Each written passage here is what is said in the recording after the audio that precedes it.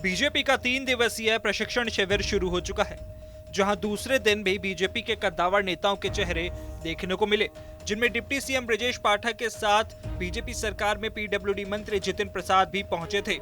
इस दौरान जितिन प्रसाद ने कहा कि पार्टी का शीर्ष नेतृत्व यहां मौजूद है और यहां पर आगे की रणनीति पर चर्चा की जाएगी। पूरा शीर्ष नेतृत्व पार्टी का यहाँ उपस्थित है। आगे की रणनीति, प्रधानमंत्री मोदी जी के जो नेतृत्व में कार्य हो रहे हैं, देश के प्रति सरकार जो ठोस कदम उठाए हैं, उस पे यहाँ मंथन हुआ है और आगे और भी चर्चा होगी। उत्तराखंड में बीजेपी ने कई अटकलों के बीच नए प्रदेश अध्यक्ष के नाम का ऐलान कर दिया है। केंद्रीय नेतृत्व ने बद्रीनाथ के पूर्व विधायक महेंद्र भट्ट को प्रदेश की कमान सौंपी है। दिल्ली में बुधवार को भाजपा के पूर्व विधायक महेंद्र भट्ट की पार्टी के राष्ट्रीय अध्यक्ष जेपी नड्डा से मुलाकात हुई थी। बीजेपी सांसद साक्षी महाराज एक बार फिर अपने बयान के चलते सुर्खियों का हिस्सा बन गए हैं। हाल ही में साक्षी महाराज ने कांग्रेस पार्टी पर निशाना साधते हुए कहा कि हमारी सरकार आने से पहले देश लूटा जा रहा था। खजाना जहां कहीं भी पकड़ा जा रहा है वह राष्ट्र खजाने में जाएगा, विकास के काम में लगेगा। हमारी सरकार आने से पहले भी देश लूटा जा रहा था, तब ये लग रहा था कि ये तो घोटालों की सरकार है। अब जो लोग लूटते रहे हैं वो अपनी आदत से बाज नहीं आ रहे, उनको ये याद नहीं है कि अब देश के प्रधानमंत्री भाई मोदी हैं, मोनी बाबा नहीं है। तो ये जो खजाना जहाँ कहीं पकड़ा जा रहा है वो राष्ट्र के खजाने में जाएगा, विकास के काम में लगेगा। कॉमनवेल्थ गेम्स में भारत के संकेत महादेव ने सिल्वर मेडल जीतकर इतिहास रच दिया है। 21 साल के संकेत महादेव ने 55 किलो कैटेगरी में यह कीर्तिमान हासिल किया है। क्लीन एंड जर्क के दूसरे राउंड में चोटिल होने के बावजूद संकेत महादेव ने स्वर्ण के लिए प्रयास किया था। हालांकि उनको सिल्वर मेडल से ही संतोष करना पड़ा, लेकिन सिल्वर मेडल जीतने के बाद से ही उनके घर में खुशी और हर्ष का माहौल है।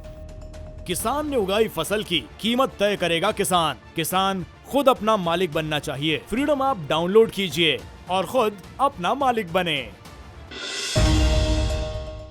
यूपी में हो रही झमाझम बारिश ने लोगों के लिए बड़ी मुश्किलें खड़ी कर दी हैं। एक तरफ बारिश लोगों के लिए राहत लेकर आई, तो वहीं दूसरी तरफ अलीगढ़ के हुसैनपुर शहजादपुर में यही बारिश कुछ बच्चों के लिए काल बनकर आई, जहां 6 बच्चों पर निर्माणाधीन मकान की दीवार गिर गई, जिसमें 2 बच्चों की मौके पर ही मौत हो गई।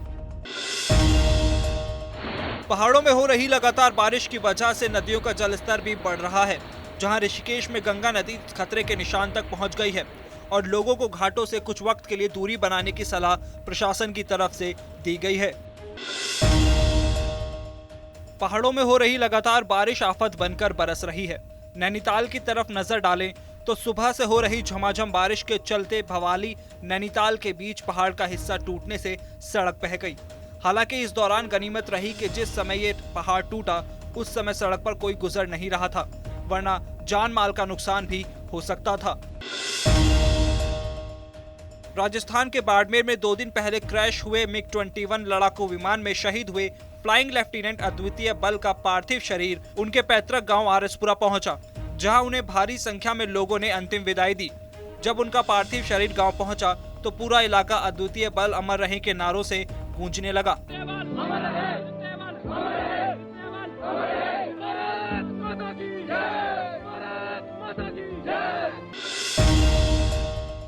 बाहुबली माफिया अतीक अहमद के छोटे बेटे अली ने 30 जुलाई को कोर्ट के सामने सरेंडर कर दिया।